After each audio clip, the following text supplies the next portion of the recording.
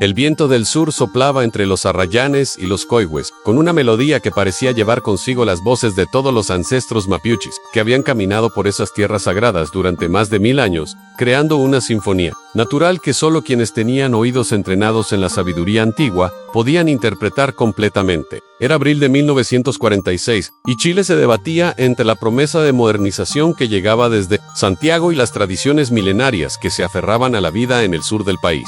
Como las raíces del canelo se aferran a la tierra húmeda de los bosques templados en el corazón de Rucalafcán, una comunidad mapuche situada entre los lagos cristalinos y los volcanes humeantes de la región de la Araucanía, vivía Esperanza Milalio, una mujer de 39 años, cuya voz poseía un don que trascendía todo lo que la medicina occidental había logrado comprender sobre el poder curativo del sonido y la vibración. Su canto no era simplemente música, era una forma de medicina ancestral, que había sido transmitida a través de 20 generaciones de machi y cantoras sagradas. Una técnica de sanación que utilizaba frecuencias específicas para reparar, no solo heridas del cuerpo, sino también traumas del alma que ningún médico convencional sabía siquiera diagnosticar. Esperanza había heredado este don de su abuela Nuan, quien había sido la última gran machi de Sulaf, antes de que las misiones cristianas y la educación obligatoria comenzaran a erosionar sistemáticamente los conocimientos tradicionales mapuches. Nuen había reconocido el talento extraordinario de su nieta, cuando Esperanza tenía apenas 5 años, y había comenzado espontáneamente a cantar melodías que nadie le había enseñado, melodías que calmaban a los bebés, que lloraban inconsolablemente, y que hacían que los animales heridos se acercaran confiadamente para recibir sanación. En el don de Esperanza se manifestaba de maneras que desafiaban toda explicación científica disponible en esa época. Cuando cantaba los sagrados, las melodías tradicionales mapuches que se remontaban a tiempos precolombinos, su voz adquiría cualidades que parecían resonar directamente en el sistema nervioso de quienes la escuchaban, activando procesos de curación que iban mucho más allá del efecto placebo que algunos médicos escépticos habían intentado utilizar para explicar sus resultados extraordinarios. Durante más de 2 décadas, Esperanza había perfeccionado su técnica, aprendiendo a modular no solo el tono y el ritmo de sus cantos, sino también las intenciones espirituales que dirigía hacia cada persona que buscaba su ayuda. Podía diagnosticar traumas emocionales profundos simplemente escuchando la calidad de la respiración de una persona, y después crear melodías específicas que parecían desenredar nudos energéticos que habían estado causando dolor durante años. Anzurruca estaba situada en una colina que dominaba el lago Lafken, construida según los principios arquitectónicos tradicionales mapuches, pero adaptada específicamente para optimizar la acústica de sus sesiones de sanación. Las paredes de madera nativa habían sido tratadas con técnicas ancestrales que creaban una resonancia particular, y el techo de paja había sido diseñado para que el sonido se dispersara de maneras que amplificaban ciertas frecuencias mientras absorbían otras, creando un ambiente sónico que facilitaba los estados alterados de conciencia necesarios para la curación profunda. En el centro de su espacio de sanación se encontraba su caltrón, el tambor sagrado mapuche que había pertenecido a su bisabuela y que había sido decorado con símbolos que representaban no solo la cosmología mapuche, sino también las frecuencias específicas que se requerían para diferentes tipos de sanación. El caltrón no era simplemente un instrumento musical, era una herramienta tecnológica ancestral que había sido perfeccionada durante siglos para producir vibraciones que interactuaban directamente con el sistema nervioso humano. Cuando Esperanza combinaba su voz con los ritmos del caltrón, podía inducir estados de trance terapéutico que permitían a sus pacientes acceder a memorias traumáticas que habían sido enterradas tan profundamente en el subconsciente que la terapia convencional no lograba alcanzarla. Era un proceso que requería no solo habilidad técnica, sino también una sensibilidad espiritual que le permitía navegar por los territorios más oscuros de la psique humana sin perderse en el dolor ajeno. Su reputación se había extendido mucho más allá de los límites de su comunidad mapuche. Familias chilenas de clase media viajaban desde Temuco y Valdivia para buscar su ayuda, cuando sus hijos sufrían pesadillas inexplicables, o cuando los veteranos de guerra regresaban a casa con traumas que los médicos no sabían cómo tratar. Incluso, algunos profesionales de la salud habían comenzado discretamente a derivar paciente hacia ella cuando los métodos convencionales no producían resultados satisfactorios. Pero Esperanza sabía que su don venía acompañado de una responsabilidad que trascendía la sanación individual. Las melodías que cantaba no solo curaban a las personas que las escuchaban directamente, también preservaban memorias colectivas que corrían el riesgo de perderse para siempre. en un mundo que cada día valoraba menos la sabiduría tradicional. Cada que entonaba era como un archivo viviente de la historia mapuche, una manera de mantener viva una cultura que había sobrevivido siglos de intentos de eliminación durante los últimos meses. Sin embargo, las visiones que recibía durante sus sesiones de sanación habían comenzado a mostrarle algo que la llenaba de una inquietud creciente. Cuando cantaba para sanar traumas individuales, comenzó a percibir patrones de dolor que se repetían en múltiples familias de su comunidad. Traumas que no parecían ser resultado de experiencias personales, sino de algo mucho más grande, sistemático que había afectado a todo su pueblo. Los niños que traían a sus sesiones mostraban síntomas que eran consistentes con traumas transgeneracionales, como si estuvieran cargando heridas que habían sido inflictadas a sus abuelos y bisabuelos, pero que nunca habían sido procesadas completamente por las familias. Era como si el dolor colectivo de décadas de opresión hubiera comenzado a manifestarse de maneras que afectaban incluso a las generaciones que no habían experimentado directamente la violencia original. Pero lo más perturbador de todo era que sus cantos habían comenzado a revelar imágenes de eventos recientes que ella no tenía manera de conocer a través de medios ordinarios. Durante las sesiones más profundas, cuando alcanzaba los estados de trance más intensos, comenzó a ver escenas de violencia que parecían estar ocurriendo en otras partes de la región en familias mapuches, siendo desalojadas violentamente de sus tierras. Jóvenes que desaparecían después de protestar contra la expansión de las haciendas. Ancianos que eran golpeados por negarse a vender las tierras que habían pertenecido a sus familias. Durante generaciones estas visiones la perturbaban profundamente porque sabía, por experiencia de varias décadas, usando su don, que las imágenes que recibía durante sus trances nunca eran producto de su imaginación. Su abuela le había enseñado desde pequeña que el canto sagrado podía funcionar como una forma de comunicación que trascendía las limitaciones del tiempo y el espacio, permitiendo que las cantoras accedieran a información que necesitaba ser conocida para el bienestar de la comunidad.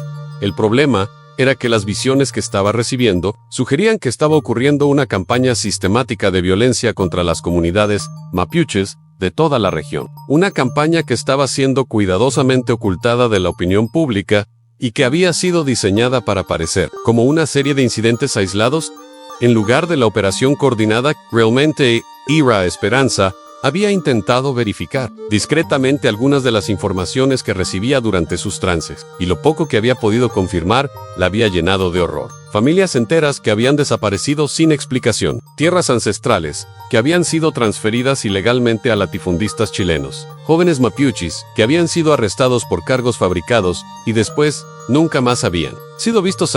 Pero lo que más la preocupaba era que las visiones le mostraban que la violencia no era resultado de conflictos espontáneos entre mapuches y colonos chilenos, sino parte de un plan deliberado que había sido desarrollado por autoridades militares y civiles que querían acelerar el proceso de integración de las tierras mapuches a la economía nacional, sin importar cuántas vidas se perdieran en el proceso. Sudón le había enseñado durante años que la sanación individual era inseparable de la sanación colectiva y que no podía ayudar verdaderamente a las personas sin abordar también las causas sistémicas de su sufrimiento. Pero enfrentar las fuerzas que estaban causando los traumas que ella trataba de curar requeriría que usara su voz no solo para sanar, sino también para denunciar. Y sabía que eso la convertiría en un blanco para las mismas fuerzas que estaban destruyendo a su pueblo.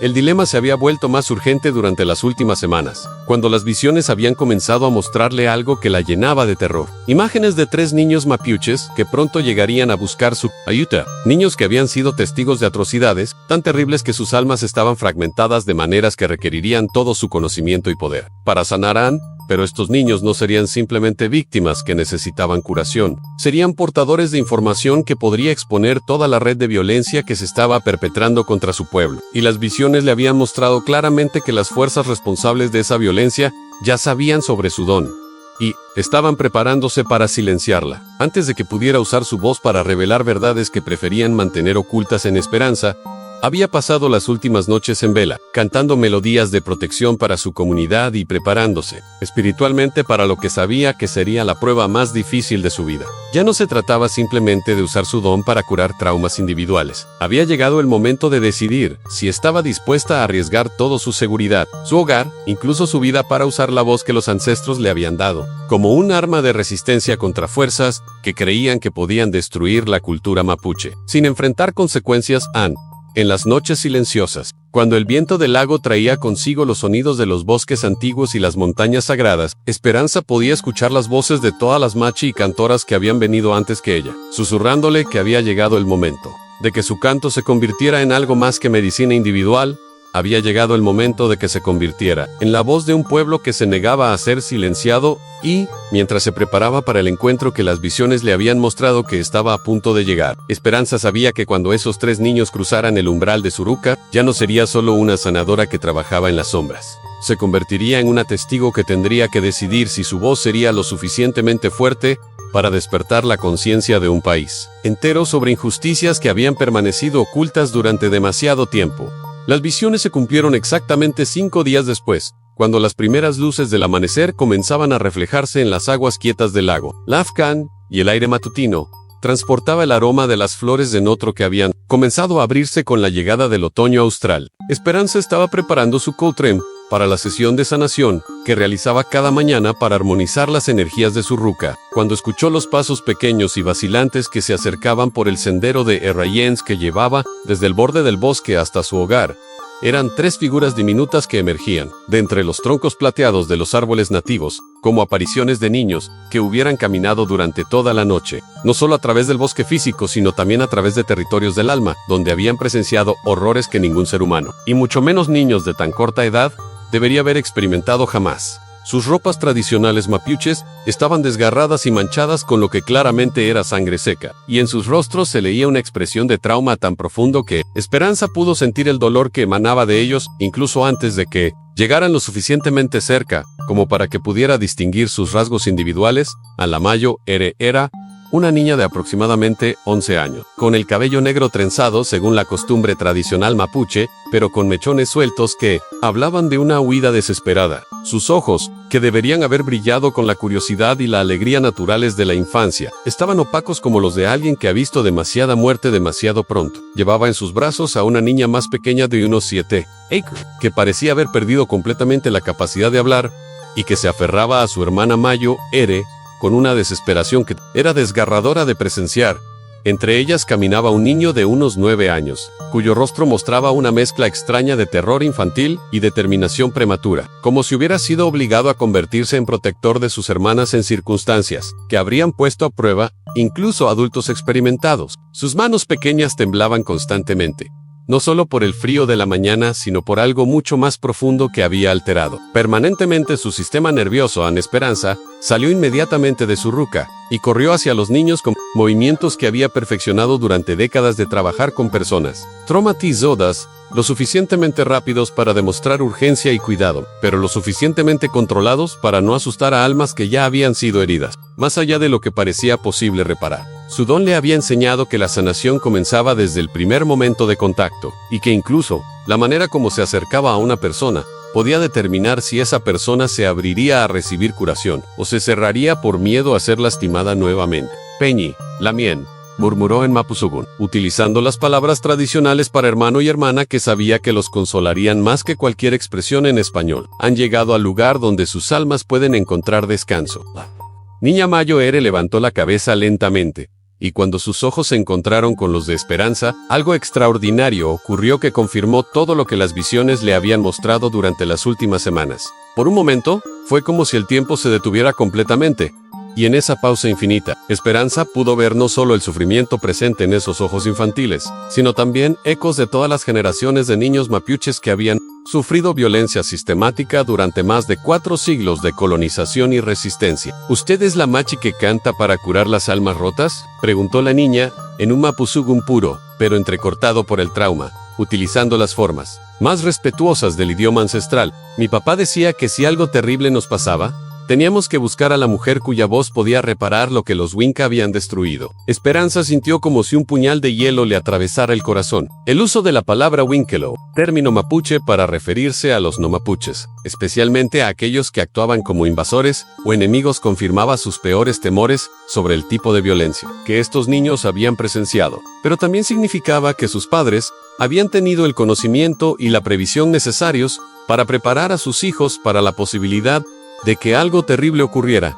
«Ansi, soy yo», respondió, arrodillándose para quedar a la altura de los ojos de la pequeña, como se llaman, y que los ha traído hasta mi ruca. La niña tragó saliva con dificultad, como si las palabras que tenía que pronunciar fueran tan pesadas que amenazaran con ahogarla. Yo soy Ralen, él es Kalfu, y ella es Antu, dijo, señalando a sus hermanos menores. Venimos de Truff, el loft que está al otro lado de la montaña sagrada. Nuestros padres, ya no están con nosotros. El corazón de Esperanza se contrajo con una compasión tan intensa que tuvo que hacer un esfuerzo consciente para mantenerla composed. Conocía bien el lafe de Truff, no solo porque había nacido gente de ahí que había venido a buscar su ayuda durante los años, sino también porque era una de las comunidades mapuches que había mantenido más firmemente sus tradiciones ancestrales, a pesar de décadas de presión para integrarse a la sociedad chilena dominante. ¿Qué les pasó a sus padres?, preguntó con la gentileza de alguien que sabía que estaba a punto de escuchar una historia que la cambiaría para siempre. Fue Kalfu, el niño de 9 años, quien respondió con una voz que sonaba demasiado madura para su edad. A los Winca vinieron en la noche con fuego y armas. Dijeron que nuestras tierras ya no nos pertenecían, que teníamos que irnos a vivir a la ciudad. Cuando nuestros padres y los otros adultos dijeron que nunca abandonarían la tierra, donde estaban enterrados nuestros ancestros, los Winca comenzaron a disparar. Esperanza cerró los ojos por un momento, no solo para contener las lágrimas, sino también para invocar la fortaleza espiritual que sabía que necesitaría para ayudar a estos niños a procesar el trauma que habían experimentado. Había trabajado durante décadas con víctimas de violencia, pero algo en la manera como Kalfu pronunciaba las palabras le decía que lo que estos niños habían presenciado superaba incluso los peores casos que había tratado anteriormente. «¿Justit? ¿Vieron lo que pasó?», preguntó. Aunque una parte de ella ya temía conocer la respuesta a Nantu, la niña más pequeña, que hasta ese momento había permanecido completamente muda, levantó la cabeza por primera vez desde que habían llegado. Su voz era apenas un susurro que parecía venir desde muy lejos. Nos escondimos en el hoyo donde papá guardaba las semillas para el año nuevo. Vimos a través de las tablas cómo quemaron las rucas de todos nuestros familiares. Vemos cómo. Su voz se quebró completamente, y Rain la abrazó con una fiereza protectora que rompió el corazón de Esperanza. Era evidente que la niña Mayoere había estado cargando no solo con su propio trauma, sino también con la responsabilidad de mantener vivos y cuerdos a sus hermanos menores, durante lo que obviamente había sido una experiencia que habría destruido a muchos adultos. En Esperanza levantó a los 3 niños del suelo, con movimientos que eran tanto maternales como ceremoniales, y los llevó hacia el interior de su ruca, donde el calor del fuego sagrado que mantenía ardiendo constantemente, y el aroma de las hierbas medicinales, que siempre tenía secándose, podrían empezar a crear un ambiente de seguridad que sus almas necesitaban desesperadamente. Los sentó alrededor del fuego central, en el lugar exacto donde había realizado miles de ceremonias de sanación durante los últimos 20 años, y comenzó inmediatamente a preparar mate de hierbas especiales que ayudarían a calmar sus sistemas nerviosos, y a prepararlos para el trabajo de sanación que sabía que sería el más desafiante de su carrera. Mientras el agua hervía en una olla de greda que había heredado de su bisabuela, Esperanza observó cuidadosamente a los 3 niños, no solo con sus ojos físicos, sino también con la percepción sutil que su don le había desarrollado durante décadas. Lo que vio la llenó tanto de dolor como de determinación. Apuntó: estos niños no solo habían sido testigos de violencia indiscriminada, habían presenciado algo que había sido diseñado específicamente para quebrar el espíritu de resistencia de su comunidad. Cuéntenme todo lo que vieron, dijo con la autoridad gentil de alguien que sabía que el proceso de sanación requería que las heridas fueran expuestas completamente antes de que pudieran ser curadas. No van a estar solos nunca más, pero necesito saber exactamente qué pasó para poder ayudarlos a sanar. Lo que siguió fue el relato más devastador que Esperanza había escuchado en toda su vida. Los niños, hablando por turnos y completándose las frases mutuamente como si hubieran ensayado durante días, la manera de compartir una historia demasiado terrible para que cualquiera de ellos la contara solo. Le describieron una masacre que había sido planificada meticulosamente para parecer como un enfrentamiento entre mapuches y fuerzas del orden, según lo que habían presenciado. Hombres armados que se identificaron como soldados chilenos, pero que no llevaban uniformes oficiales, habían rodeado el Hofe Traf durante la noche, cortando todas las rutas de escape antes de exigir que las familias abandonen inmediatamente. Sasti, cuando los adultos de la comunidad habían pedido tiempo para consultar con los ancianos y para prepararse adecuadamente para un traslado, los atacantes habían comenzado a disparar sin aviso. Pero lo más perturbador de todo era que los niños habían escuchado conversaciones entre los atacantes que revelaban que no se trataba simplemente de un desalojo violento. Los hombres habían hablado sobre limpiar toda la región de elementos subversivos y sobre la necesidad de acelerar el proceso de modernización, eliminando a las comunidades que se resistían a vender sus tierras a empresas madereras y ganaderas. Escuchamos cuando el jefe de los Winca hablaba por radio con alguien en la ciudad. Relató Rein con una precisión que demostraba que había heredado la tradición mapuche de memoria exacta. Dijo que habían resuelto el problema de Truff, y que estaban listos para resolver los problemas de otros Love que no querían cooperar. Esperanza sintió como si un abismo se abriera bajo sus pies. Lo que estos niños habían presenciado no era un incidente aislado de violencia racial. Era evidencia de una campaña sistemática de eliminación que se estaba llevando a cabo contra múltiples comunidades, probablemente coordinada desde niveles muy altos del gobierno o del ejército, pero había algo más en la historia de los niños que la perturbaba incluso más profundamente que la revelación de la masacre misma. Según lo que habían observado desde su escondite, algunos de los atacantes habían estado revisando cuidadosamente las rucas destruidas, como si buscaran algo específico. Habían llevado documentos y objetos ceremoniales y especialmente instrumentos musicales tradicionales, como caltron y trutruca. ¿Por qué se llevaron los instrumentos sagrados?, preguntó Esperanza. Aunque comenzaba a sospechar una respuesta que la llenaba de horror, en Calfu respondió con una perspicacia que era perturbadora. En alguien tan joven, creemos que querían que nadie más pudiera hacer las ceremonias. Papá siempre decía que mientras tuviéramos nuestros instrumentos y nuestras canciones, podríamos mantener viva nuestra cultura sin importar lo que los Winca nos hicieran. Pero si nos quitaban la música, no necesitó terminar la frase. Esperanza comprendió inmediatamente que lo que había ocurrido en Truff no había sido solo un acto de violencia económica o política. Había sido un acto de genocidio cultural diseñado específicamente para destruir los medios a través de los cuales la cultura mapuche se transmitía de generación en generación, y en ese momento, mientras miraba a esos 3 niños que habían perdido no solo a sus familias, sino también los instrumentos sagrados que conectaban a su comunidad con sus ancestros, Esperanza comprendió que su don ya no era simplemente una herramienta para sanar traumas individuales. Se había convertido en uno de los últimos repositorios de conocimiento musical mapuche en toda la región. Y si algo le pasaba a ella, siglos de sabiduría ancestral podrían perderse para siempre. Pero también comprendió algo que la llenó, tanto de terror como de determinación. Estos 3 niños no habían llegado a su ruca solo buscando sanación personal. Habían sido enviados por las fuerzas ancestrales para advertirle que ella era el próximo objetivo de la campaña de eliminación cultural, y que tenía que encontrar una manera de usar su voz, no solo para sanar sino también para preservar y transmitir el conocimiento que los atacantes estaban tratando de destruir. Niños, dijo finalmente, tomando las manos pequeñas y frías de Rein entre las suyas, ustedes han sido muy valientes, y sus padres estarían muy orgullosos, pero ahora tenemos que ser más que valientes. Tenemos que ser inteligentes y cuidadosos, porque lo que ustedes presenciaron significa que todos los que mantenemos vivas las tradiciones mapuches estamos en peligro. Se dirigió hacia el rincón de su ruca donde guardaba su coltrón más sagrado, el que había heredado de su abuela y que contenía no solo los ritmos tradicionales, sino también las frecuencias específicas que se requerían para las ceremonias de protección más poderosas. Voy a enseñarles canciones que los ayudarán a sanar las heridas de sus almas. Continuó, levantando el coltrón con movimientos ceremoniales que habían sido perfeccionados durante generaciones, pero también voy a enseñarles canciones que los protegerán, porque ahora todos nosotros somos guerreros en una batalla que se está librando no solo por nuestras vidas, sino por el alma de nuestro pueblo. Mientras comenzaba a tocar los ritmos ancestrales que había aprendido de su abuela, Esperanza sabía que ya había cruzado una línea de la cual no habría retorno. Ya no era simplemente una sanadora que trabajaba en las sombras. Se había convertido en la guardiana de un conocimiento que los enemigos de su pueblo estaban dispuestos a matar para destruir la batalla por la supervivencia de la cultura mapuche. Había llegado hasta la puerta de su ruca, y los cantos que entonaría esa noche determinarían no solo si estos 3 niños podrían sanar de sus traumas, sino también si las melodías sagradas de su pueblo sobrevivirían para ser cantadas por futuras generaciones.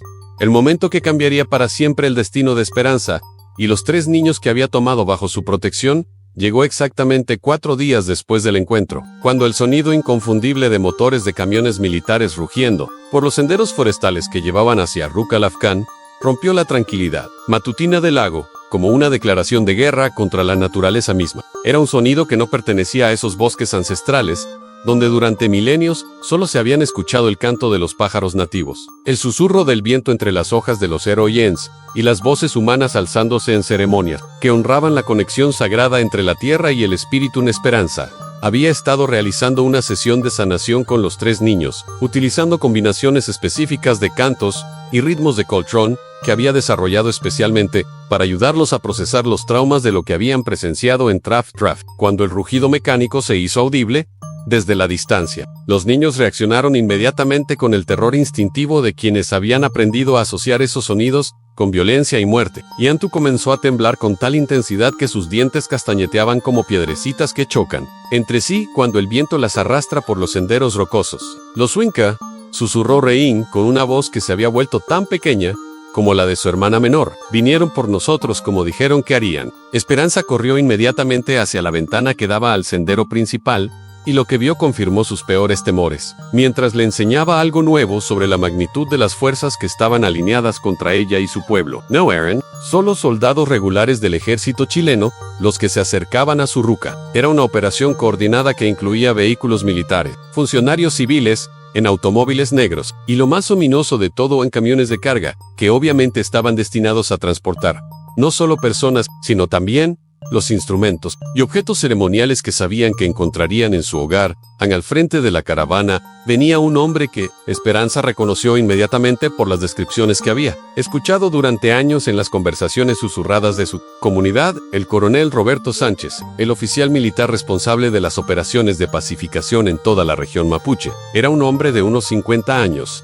alto y delgado, con una expresión de frialdad calculada que había perfeccionado durante décadas de imponer la ley y el orden en territorios que el Estado chileno consideraba problemáticos. Detrás de él venían 6 soldados armados con rifles automáticos y un hombre corpulento, vestido de civil, que obviamente era el tipo de especialista que se utilizaba para el trabajo sucio que requería violencia específica contra objetivos culturales. Pero lo que más perturbó a Esperanza fue ver entre el grupo a don Esteban Morales, el administrador regional de asuntos indígenas, un hombre que había visitado su comunidad en múltiples ocasiones fingiendo interés en preservar las tradiciones mapuches, mientras secretamente catalogaba exactamente qué conocimientos y prácticas necesitaban ser eliminados. Rayan Calfu, Antu, murmuró con una urgencia que hizo que los 3 niños se pusieran de pie inmediatamente. «Tienen que esconderse ahora mismo en el lugar sagrado. Vayan al hoyo bajo el coltrón principal, donde guardamos las semillas ceremoniales, y no salgan sin importar lo que escuchen. ¿Entendido?». El escondite al que se refería era una cámara subterránea que había sido construida por su bisabuela, según tradiciones que se remontaban a los tiempos en que las comunidades mapuches tenían que ocultar sus objetos sagrados de los misioneros cristianos y los funcionarios coloniales. Era un espacio que había sido diseñado no solo para esconder cosas físicas, sino también para preservar energías espirituales, y estaba protegido por ceremonias ancestrales que lo hacían prácticamente imposible de detectar para quienes no conocían exactamente dónde buscar. Los niños desaparecieron en el escondite como sombras que se esfuman en la oscuridad, y Esperanza reemplazó cuidadosamente las tablas del piso que ocultaban la entrada. Después se dirigió hacia el altar donde mantenía sus coltrón más sagrados, no para esconderlos, sino para prepararse espiritualmente para lo que sabía que sería la confrontación más peligrosa de su vida. Los golpes en la puerta llegaron, como martillazos que parecían intentar derribar no solo la madera tallada que protegía su hogar, sino también todos los siglos de resistencia cultural que esa ruca representaba. No era la manera como una persona educada pedía permiso para entrar a la casa de una mujer respetada en la comunidad. Era la manera como los invasores anunciaban que venían a tomar por la fuerza lo que no les pertenecía. Ana Esperanza respiró hondo, tocó brevemente su coltrón para invocar la protección de sus ancestros, y abrió la puerta con la dignidad serena de quien sabía que representaba algo mucho más grande que su propia supervivencia individual. El coronel Sánchez se alzaba frente a ella como una torre de autoridad militar, vestida con un uniforme que había sido diseñado específicamente para intimidar a poblaciones civiles. Era un hombre que había aprendido durante décadas a usar su presencia física y su posición institucional como armas psicológicas, y que había perfeccionado la capacidad de hacer que las personas se sintieran pequeñas e indefensas simplemente a través de la manera como ocupaba el espacio y dirigía su mirada. «Señora Milalio», dijo en español con un acento que revelaba su origen en el centro del país, donde las élites chilenas habían desarrollado durante generaciones una manera particular de pronunciar las palabras que establecía inmediatamente jerarquías sociales y raciales. «Espero que esté teniendo una mañana tranquila». He venido a hacerle algunas preguntas sobre ciertos eventos recientes que han ocurrido en la región. Esperanza lo miró directamente a los ojos sin permitir que su expresión revelara ni miedo ni hostilidad. Había aprendido durante décadas de tratar con funcionarios gubernamentales que mostrar cualquier emoción fuerte era darles ventajas que utilizarían para justificar escaladas de violencia. ¿De qué eventos habla, coronel?, respondió en el español más formal que conocía, aunque sabía perfectamente que él preferiría que demostrara sumisión o ignorancia a Sánchez. Sonrió, pero era el tipo de sonrisa que usan los depredadores cuando creen que han acorralado a su presa y quieren saborear el momento antes del ataque final. Me refiero a los disturbios que han estado ocurriendo en algunas comunidades de la región, actos de violencia que han resultado en la pérdida lamentable de vidas humanas. La manera como pronunció las palabras disturbios y actos de violencia dejaba claro que él sabía perfectamente que había sido un genocidio planificado y que no tenía problema alguno en que Esperanza también lo supiera. Era una forma de intimidación psicológica que pretendía hacerle entender que él tenía el poder de redefinir la realidad según su conveniencia, y que cualquier versión alternativa de los eventos sería considerada subversiva. No he escuchado sobre ningún disturbio, mintió Esperanza con una calma que no sentía. En nuestra comunidad hemos estado viviendo en paz, dedicándonos a nuestras actividades tradicionales. El administrador Morales se adelantó un paso, con una expresión de falsa preocupación que había perfeccionado durante años de fingir que trabajaba para el bienestar de las comunidades indígenas. Esperanza, dijo utilizando su nombre de pila sin permiso, en una demostración calculada de falta de respeto. Sabemos que personas de comunidades afectadas podrían haber venido a buscar tu ayuda. Tu reputación como sanadora es bien conocida en toda la región. La manera como pronunció la palabra sanadora dejaba claro que la consideraba charlatanería o algo peor, pero Esperanza también detectó algo más inquietante. En su tono había demasiado conocimiento específico sobre sus métodos de trabajo para que fuera simplemente desprecio general hacia las tradiciones mapuches. ¿Y qué tipo de ayuda creen ustedes que podría estar proporcionando? Reagan, decidiendo que había llegado el momento de forzarlos a ser más específicos sobre sus acusaciones, fue entonces cuando el coronel Sánchez reveló exactamente cuánto sabían sobre su don y por qué habían venido específicamente por ella. Hemos recibido informes, dijo con una voz que pretendía sonar oficial, pero que no podía ocultar completamente una fascinación perturbadora, sobre ciertas prácticas que utilizas en tus sesiones de sanación, prácticas que involucran el uso de canciones y rituales que podrían estar siendo utilizados para incitar sentimientos antichilenos entre las poblaciones indígenas. La acusación era tan absurda que en otras circunstancias Esperanza habría sentido ganas de reír, pero había algo en la manera como Sánchez la pronunciaba que revelaba una comprensión mucho más sofisticada de lo que ella realmente hacía, de lo que cualquier outsider debería poseer. Alguien le había proporcionado información muy específica sobre cómo funcionaba su don, y eso significaba que había un traidor en su comunidad o que llevaban mucho más tiempo vigilándola de lo que había imaginado. Mis canciones son para sanación, respondió con una dignidad que había heredado de generaciones de machi que habían defendido sus prácticas contra siglos de persecución, no para política. Sánchez intercambió una mirada significativa con Morales. Antes de continuar, el problema, señora Milalio, es que ciertos tipos de memoria histórica pueden ser considerados subversivos cuando interfieren con los procesos de modernización que el gobierno está implementando para el beneficio de todos los ciudadanos chilenos, incluyendo las poblaciones indígenas. Era una amenaza elegantemente disfrazada como preocupación por el bienestar nacional, pero Esperanza entendía perfectamente lo que realmente quería decir. Cualquier práctica cultural que preservara memorias de injusticias históricas o que fortaleciera la identidad mapuche era considerada una amenaza para los planes de asimilación forzosa que el gobierno estaba implementando. ¿Y qué sugieren ustedes que debería hacer?, preguntó, aunque sabía que la respuesta sería una trampa sin importar cómo la formularan. Simplemente que consideres limitar tu trabajo a sanación física, respondió Morales con una sonrisa que pretendía ser paternalista. Dejar de lado los aspectos más tradicionales de tus prácticas que podrían estar causando confusión o resentimiento entre las poblaciones más jóvenes. La sugerencia confirmaba los peores temores de Esperanza. No habían venido simplemente a arrestarla o eliminarla. Querían forzarla a convertirse en una colaboradora que utilizaría su don para facilitar la asimilación cultural en lugar de preservar las tradiciones ancestrales. Era una forma de genocidio cultural que era incluso más insidiosa que la violencia directa porque utilizaba las propias herramientas de resistencia de la comunidad para acelerar su destrucción. Fue entonces cuando algo inesperado ocurrió que cambió completamente la dinámica de la confrontación. Desde el bosque que rodeaba su ruca, llegó el sonido de voces múltiples cantando en Mapazuguen. Pero no eran canciones casuales o de trabajo, eran los de protección más sagrados, cantados en armonías complejas que solo podían ser realizadas por grupos de machi y cantoras experimentadas, por las ventanas. Esperanza pudo ver que mujeres mapuches de comunidades de toda la región se acercaban a través del bosque, no como una multitud desorganizada, sino como una procesión ceremonial, que seguía protocolos rituales que se remontaban a tiempos precolombinos. Venían de lugares tan lejanos que algunas debían haber estado viajando durante días para llegar hasta su ruca. «¿Qué es esto?», murmuró Sánchez, acercándose a la ventana con una expresión de irritación creciente, mezclada con algo que se parecía peligrosamente a la inquietud en lo que vio. Obviamente, no era algo que había anticipado. Al menos 60 mujeres mapuches de diferentes edades, desde ancianas que caminaban apoyándose en bastones tallados, hasta jóvenes madres que llevaban bebés en sus brazos, se dirigían hacia la ruca cantando con una sincronización que revelaba décadas de entrenamiento en tradiciones musicales ancestrales. Todas llevaban instrumentos en coltrón de diferentes tamaños, trutruca hechas de cuerno y madera, trompe que producían sonidos que parecían emerger desde las profundidades de la Tierra.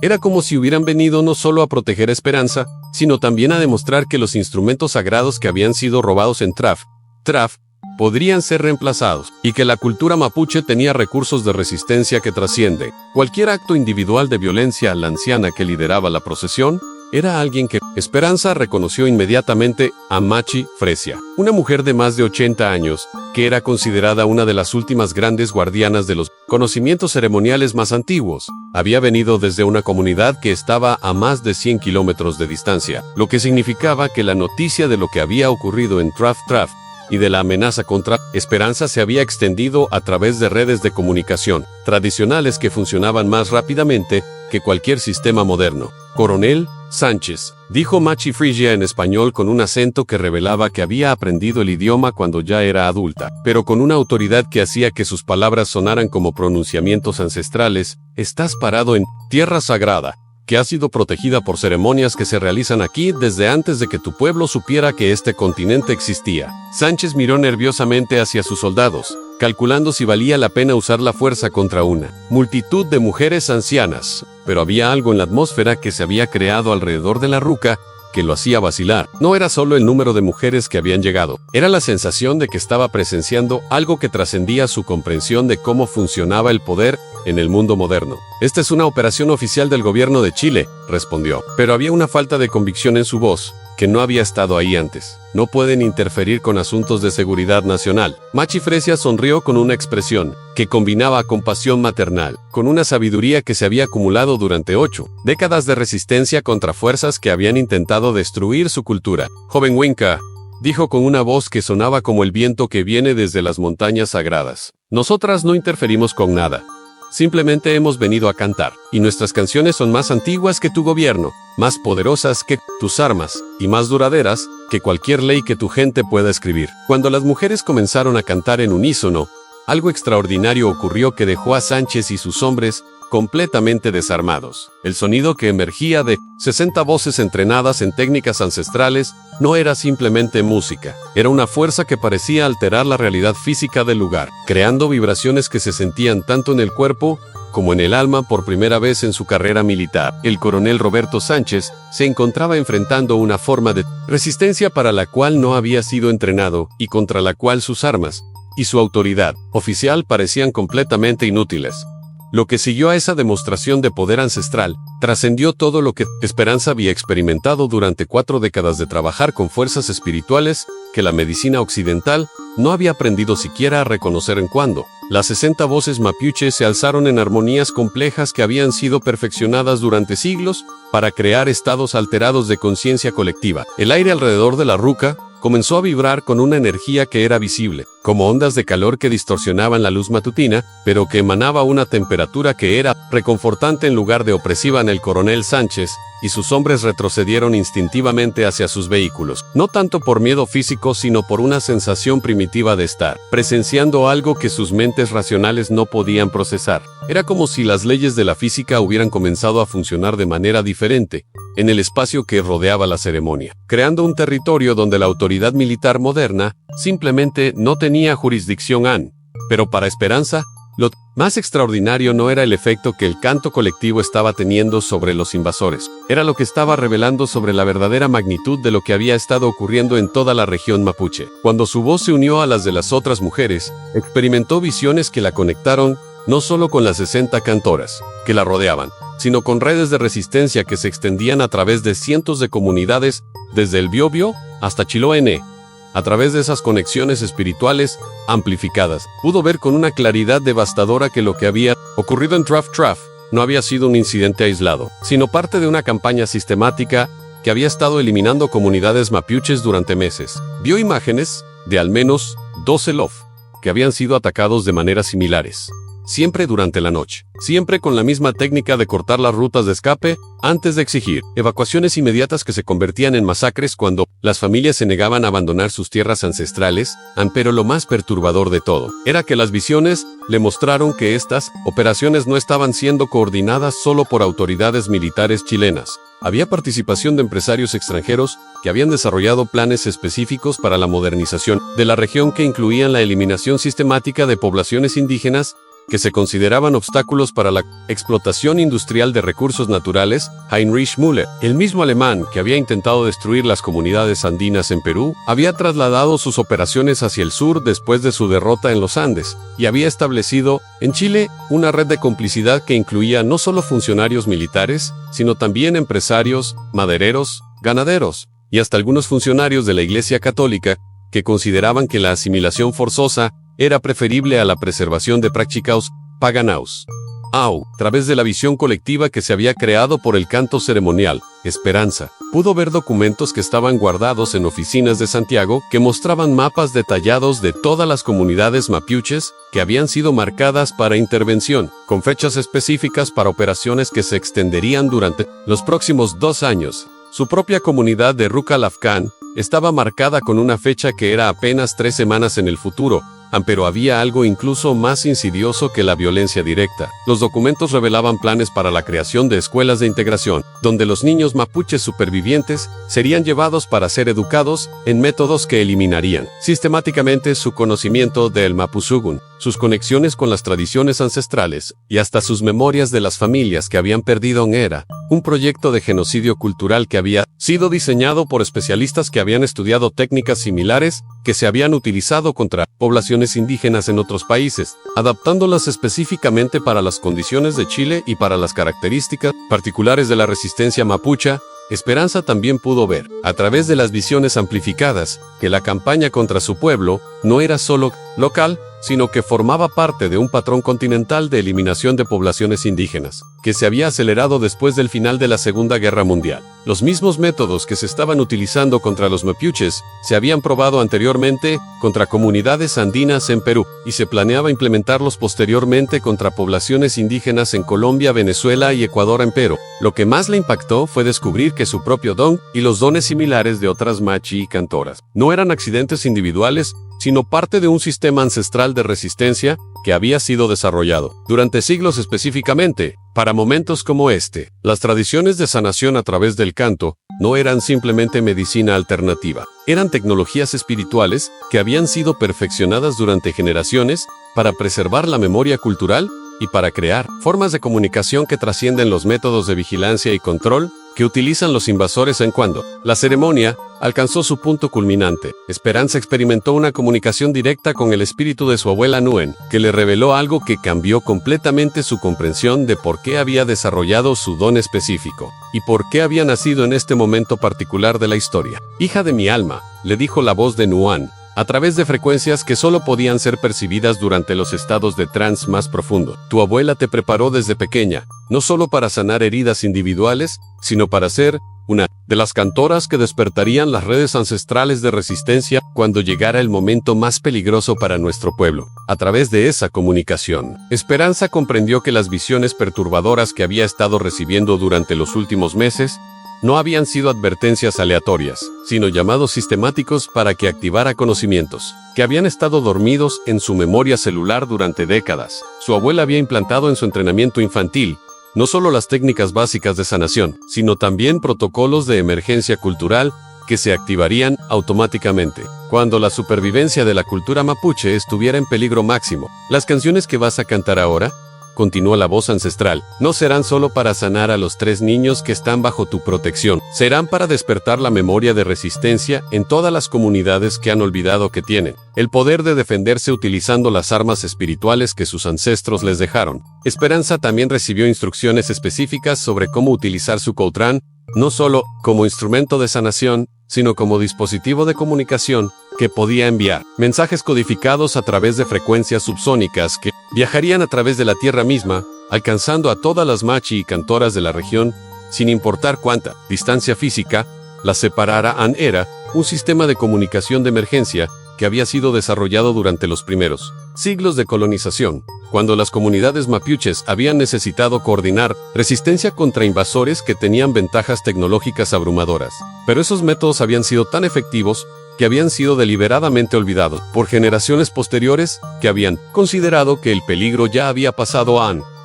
Cuando las visiones comenzaron a desvanecerse y Esperanza regresó a la conciencia ordinaria, se dio cuenta de que algo fundamental había cambiado, no solo en ella, sino también en todas las mujeres que habían participado en la ceremonia. Ya no eran simplemente individuos que habían venido a protestar contra una injusticia específica, se habían convertido en nodos de una red de resistencia ancestral que había sido reactivada después de décadas de latencia. Machi Frisia se acercó a ella con una expresión que combinaba gravedad maternal con determinación guerrera. Ahora sabemos todo lo que necesitamos saber, dijo en voz lo suficientemente alta como para que el coronel Sánchez y sus hombres pudieran escucharla claramente. Y ahora ellos saben que nosotras sabemos. Era tanto una declaración de conocimiento como una advertencia dirigida hacia los invasores. Las fuerzas que habían venido a silenciar a Esperanza acababan de presenciar la activación de un sistema de resistencia para el cual no tenían contramedidas, y que funcionaba según principios que sus mentes modernas no podían comprender ni combatir. En el coronel Sánchez miró nerviosamente hacia sus vehículos, calculando si todavía era posible lograr los objetivos de su operación, o si había llegado el momento de retirarse para desarrollar nuevas estrategias. Pero había algo en la atmósfera que lo rodeaba, que le hacía entender que las reglas del juego habían cambiado de maneras que trascienden su entrenamiento militar. Por primera vez, en décadas de carrera, reprimiendo poblaciones civiles, se encontraba enfrentando una forma de resistencia que no podía ser derrotada con violencia superior, porque funcionaba en dimensiones de la realidad donde las armas físicas simplemente no tenían efectividad. En Esperanza lo miró directamente a los ojos, y cuando habló, su voz llevaba no solo su propia autoridad, sino también la fuerza acumulada de siglos de resistencia mapuche. En coronel, usted y sus superiores han cometido el error de creer que podían destruir una cultura que es más antigua que su civilización, pero lo que acaban de presenciar es solo el despertar de fuerzas que han estado esperando durante siglos, el momento apropiado para manifestarse. Era tanto una explicación como una profecía, y el mensaje estaba claro. A la campaña de genocidio cultural había despertado exactamente las fuerzas ancestrales que había estado diseñada para destruir, y esas fuerzas tenían recursos de resistencia que los invasores no habían anticipado ni estaban preparados para enfrentar. El momento que determinaría el destino de la cultura mapuche en toda la región de la Araucanía llegó exactamente cuando el sol alcanzó su punto más alto sobre el lago Lafcán, creando un mediodía de abril que bañaba el bosque de Arrayanes, con una luz dorada que parecía emanar, no solo del cielo sino también desde la tierra misma, como si las fuerzas ancestrales hubieran comenzado a manifestarse a través de fenómenos naturales que desafiaban toda explicación científica disponible. En 1946, el coronel Sánchez había pasado los últimos 20 minutos en comunicación radiofónica urgente con sus superiores en Temuco, y cuando regresó hacia la Ruca de Esperanza, ya no venía solo con los 6 soldados originales. Había logrado que le enviaran refuerzos que incluían 2 camiones militares adicionales, con 20 soldados armados con ametralladoras, un vehículo blindado, que obviamente había sido diseñado para operaciones de contrainsurgencia, y lo más ominoso de todo, a un especialista en asuntos indígenas, que todos en la región conocían por su reputación de utilizar métodos de tortura psicológica, específicamente desarrollados para quebrar la resistencia de líderes espirituales. Pero, lo que hizo que el corazón de Esperanza se llenara tanto de terror como de una determinación que trascendía su miedo personal, fue ver que también había llegado Heinrich en persona, el empresario alemán cuyas operaciones de genocidio cultural habían sido derrotadas en los Andes peruanos, pero que había trasladado su campaña hacia Chile con recursos financieros y conexiones políticas que lo hacían incluso más peligroso que antes. Bajó de un automóvil negro que había sido blindado contra ataques. Vestido con un traje que había sido diseñado para proyectar autoridad empresarial moderna, pero que no podía ocultar la frialdad calculada de alguien que había perfeccionado durante décadas la capacidad de eliminar poblaciones enteras sin experimentar remordimiento alguno. Era un hombre de unos 60 años, alto y delgado, con ojos azules que se movían constantemente evaluando amenazas y oportunidades con la precisión mecánica de alguien que había convertido el genocidio en una operación comercial eficiente. Coronel Sánchez,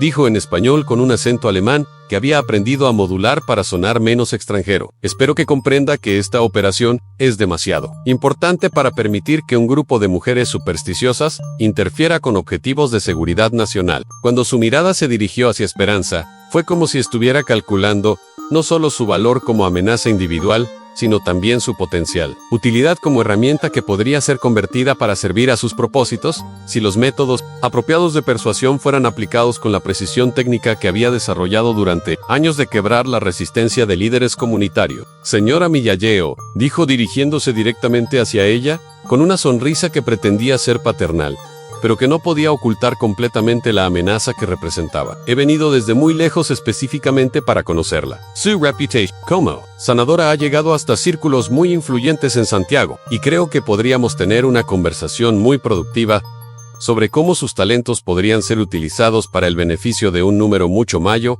de personas. La propuesta era tan obscena que Esperanza sintió náuseas físicas.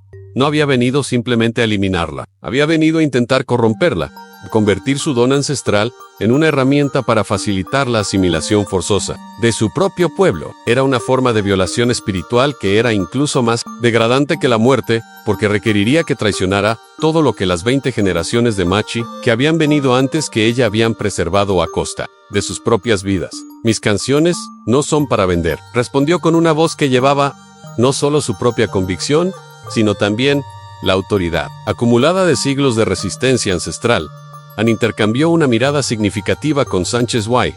Few entonces, cuando la verdadera naturaleza de la operación se reveló completamente, no habían venido principalmente a arrestarla o eliminarla. Habían escenificar una demostración de poder que sería utilizada para aterrorizar a todas las comunidades mapuches de la región, mostrándoles lo que pasaría con cualquiera que intentara preservar tradiciones que interfirieran con los planes de modernización forzosa. En ese caso, dijo Sánchez con una voz que había endurecido hasta convertirse en puro comando militar, esta operación procederá según los protocolos establecidos para situaciones de resistencia subversiva. Los soldados se desplegaron en una formación que había sido diseñada específicamente para rodear y neutralizar grupos de civiles, y comenzaron a avanzar hacia las 60 mujeres mapuches que permanecían en círculo alrededor de la ruca de Esperanza. Era obvio que habían recibido órdenes de usar cualquier nivel de violencia que fuera necesario para dispersar la ceremonia y arrestar a las líderes ampero.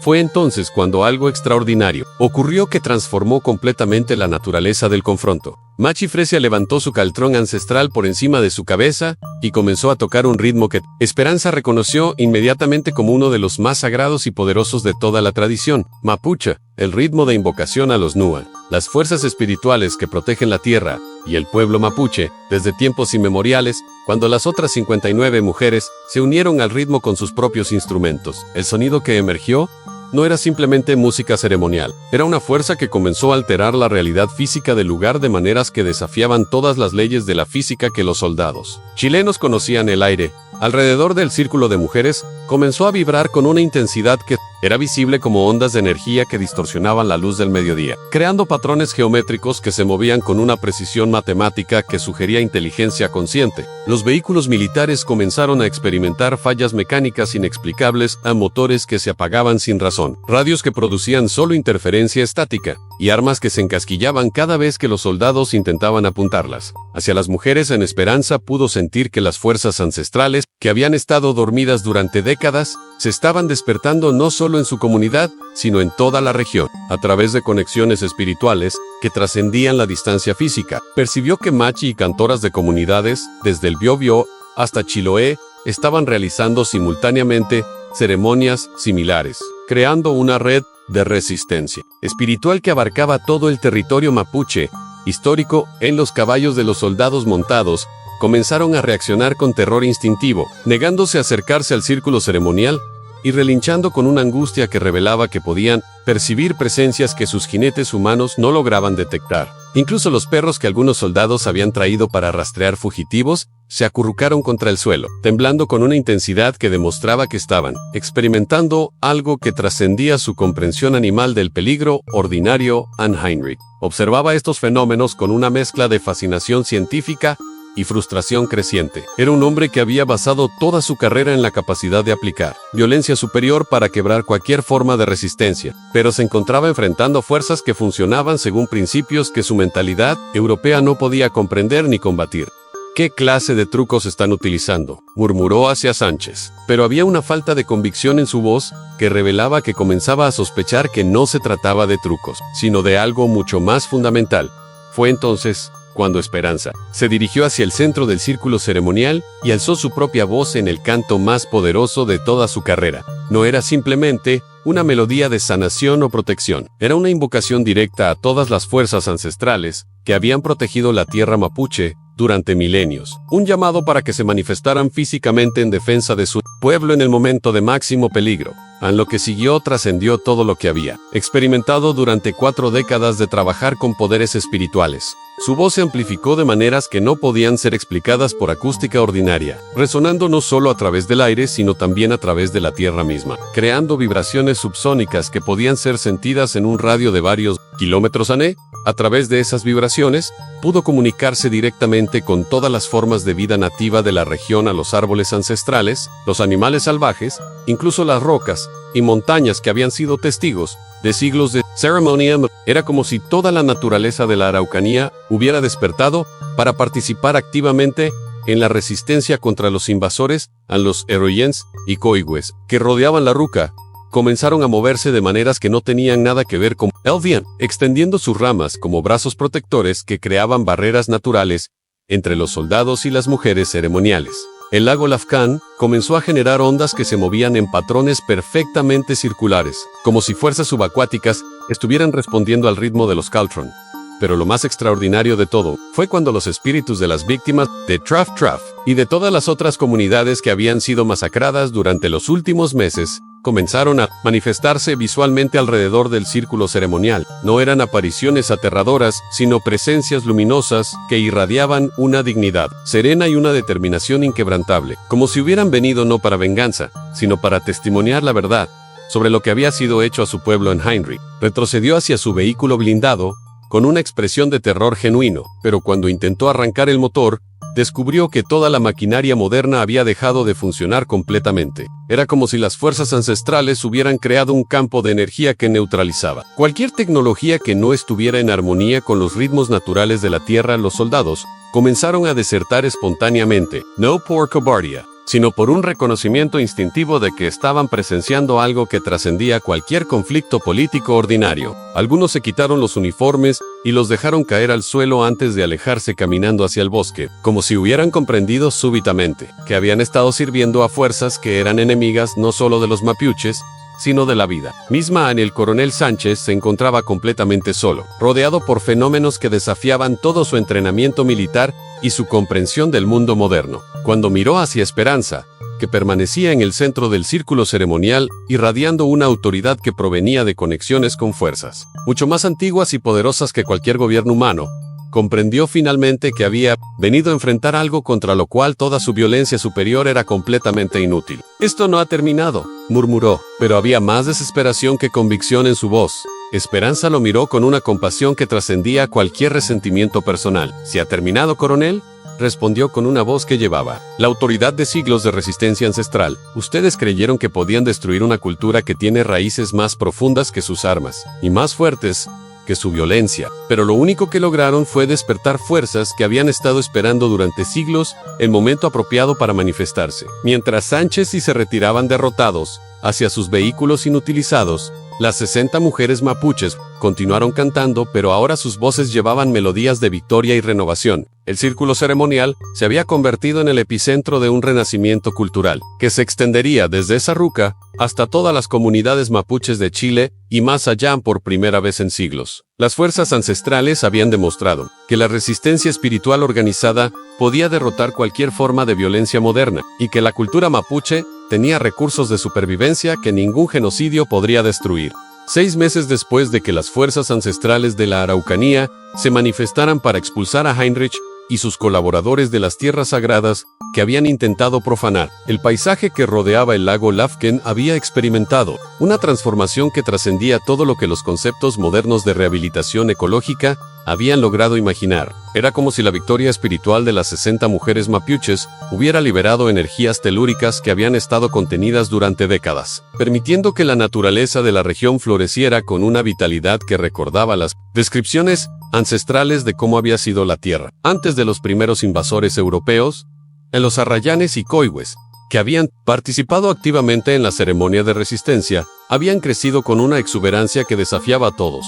Los ciclos estacionales conocidos, extendiendo sus ramas hacia el cielo austral, como brazos alzados en celebración permanente. Sus hojas brillaban con tonos de verde y plata, que parecían capturar y reflejar no solo la luz solar, sino también una luminosidad interior, que emanaba desde las raíces, que se extendían profundamente en una tierra que había sido consagrada. Por siglos de ceremonia mapuche en el lago Lafken había recuperado una transparencia cristalina que permitía ver hasta el fondo rocoso, donde ahora crecían plantas acuáticas que no habían sido vistas en la región durante generaciones. Los peces nativos habían regresado en números que superaban todas las memorias históricas, y las aves migratorias habían comenzado a utilizar las orillas del lago como lugar de descanso durante viajes que se extendían desde la Patagonia hasta el norte de Chile. Pero lo más extraordinario de todo era la transformación que había ocurrido en la Ruca de Esperanza, que ya no funcionaba simplemente como el hogar de una sanadora individual, sino que se había convertido en el centro de una red de renovación cultural que se extendía a través de toda la región mapuche.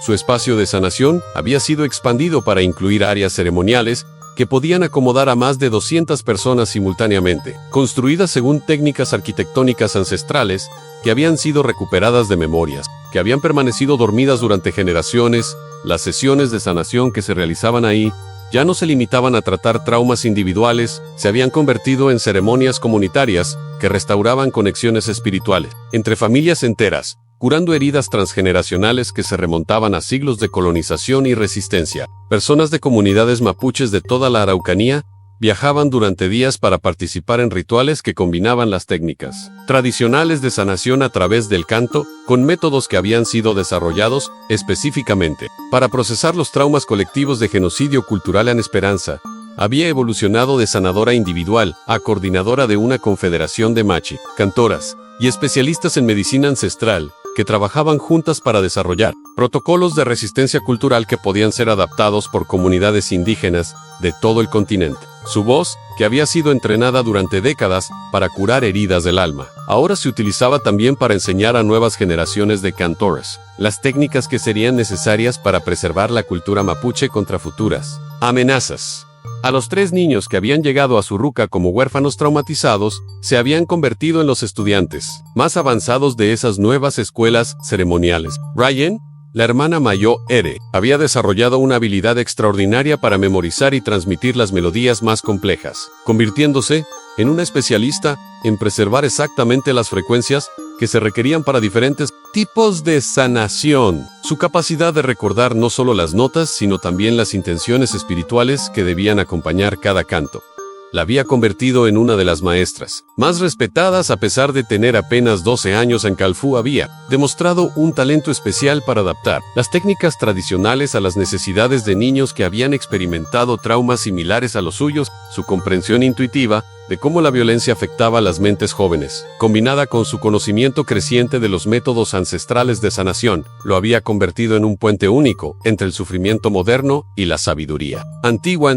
Antu, la hermana menor, que había llegado completamente muda por el trauma, no solo había recuperado la capacidad de hablar, sino que había desarrollado una voz de una pureza tan extraordinaria que podía inducir estados de trance sanador, incluso en personas que nunca antes habían experimentado ceremonia mapuche. Era como si su silencio forzado hubiera concentrado su poder vocal de maneras que trascendían todo lo que las técnicas tradicionales habían logrado anteriormente. La historia de la resistencia exitosa en Rukh al-Afghan se había extendido a través de redes de comunicación indígenas que abarcaban todo el continente, inspirando movimientos similares entre poblaciones nativas desde México hasta Argentina. Delegaciones de líderes espirituales de docenas de culturas diferentes habían viajado hasta el lago Afghan para aprender los métodos que habían sido desarrollados para derrotar campañas de genocidio cultural sin utilizar violencia física. En Esperanza recibía a estos visitantes en ceremonias que duraban semanas enteras, durante las cuales compartía no solo las técnicas específicas que habían funcionado contra Heinrich y sus colaboradores, sino también los principios fundamentales que permitían que comunidades aparentemente indefensas desarrollaran formas de resistencia que eran más poderosas que cualquier fuerza militar moderna.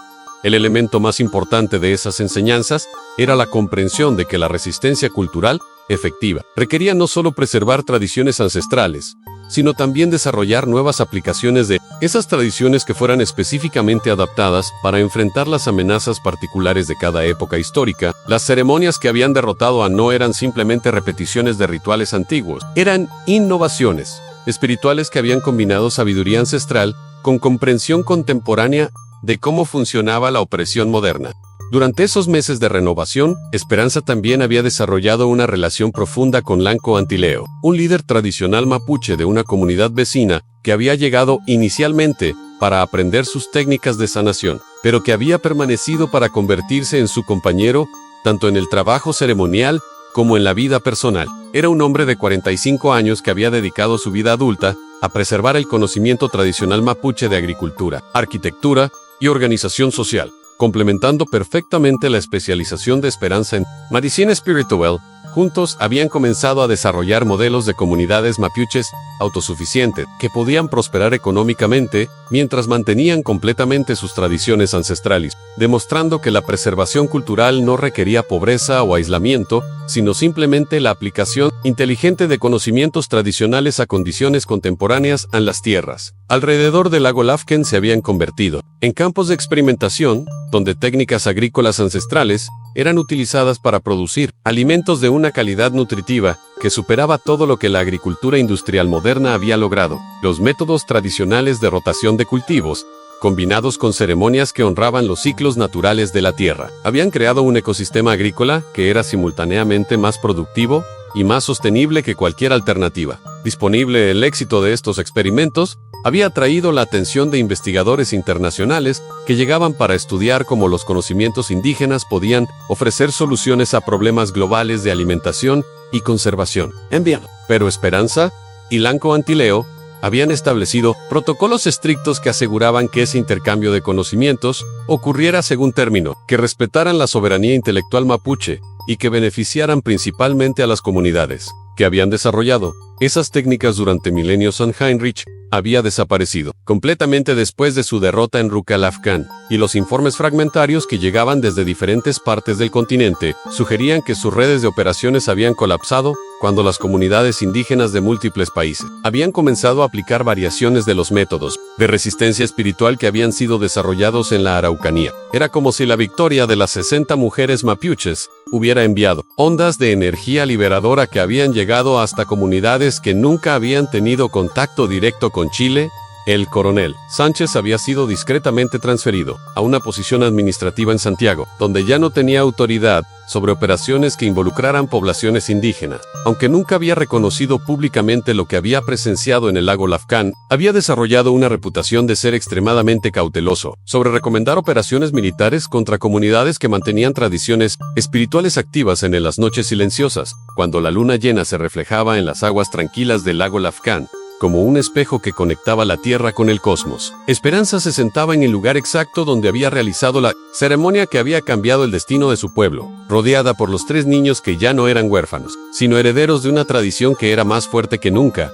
Su cultura ancestral descansaba en sus manos, como un instrumento que había evolucionado de herramienta de sanación individual a símbolo de resistencia colectiva, y cuando lo tocaba suavemente, los ritmos que emergían ya no hablaban de traumas que necesitaban ser curados, sino de un futuro que había sido conquistado a través de la aplicación inteligente de sabiduría. que había sobrevivido siglos de intentos de destrucción. Abuela Nuen murmuró hacia las estrellas que brillaban sobre las montañas sagradas de la Araucanía. Cumplimos la promesa. La cultura de nuestro pueblo no solo sobrevivió, sino que se fortaleció, y ahora las canciones que preservamos aquí viajarán hasta todas las comunidades que necesiten recordar que tienen el poder de defenderse. El viento nocturno que llegaba desde el bosque de Eroyens llevaba consigo el aroma de las flores de canelo que habían comenzado a florecer fuera de temporada, como si la naturaleza misma estuviera celebrando el triunfo de fuerzas que honraban la conexión sagrada entre la tierra y el espíritu, mientras Esperanza cantaba las melodías de gratitud que cerrarían esa fase de su trabajo